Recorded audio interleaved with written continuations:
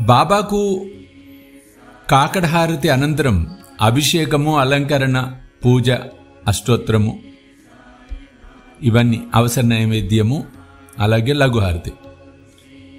అభిషేకము అవకాశం ఉన్నవారు చక్కగా పాలు, పెరుగు, పంచదార, ఆవు నెయ్యి ఉంటే ఆవు నెయ్యి,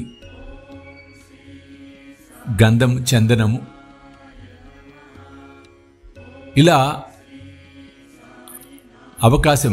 మీ అవకాశం బట్టి చక్కగా అభిషేక జలాలను తయారు చేసుకొని పసుపు నీరు, కుంకుమ నీరు, తులసి జలము, బిల్వ జలము, మల్లె జలము, మల్లెపూలు వేసి, గులాబీ పూలు వేసి గులాబీతో ఉన్న జలము, ఇట్లా రకరకాలుగా విభిన్నమైన జలాలతో బాబాకు అభిషేకం చేయవచ్చు.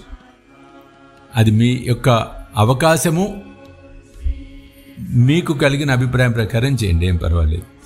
ఆ తర్వాత చక్కగా తుడిచి విగ్రహాన్ని చక్కగా బాబాను అలంకరణ చేయండి. చక్కగా అలంకరణ చేసిన తర్వాత ధూపం బాగా వేయండి. పూజ, దీపారాధన చేసేటప్పుడు మీ కోరికలు చెప్పుకోండి. అలాగే బాబాకు అష్టోత్తర శతనామావళి చేయండి. ఆ రోజంతా కూడా గురు పౌర్ణమి నాడంతా ఓం శ్రీ సాయినాథాయ నమః అన్న నామస్మరణ మనసావాచ చక్కగా బాగా జపించండి. ఆ తర్వాత అవసర నైవేద్యం అంటే ఏం లేదండి. మహా నైవేద్యం అంటే మనము భోజనం ఏదైతే మనం తయారు చేసుకుంటామో అది మహా నైవేద్యం అంటే ముఖ్యమైన నివేదన.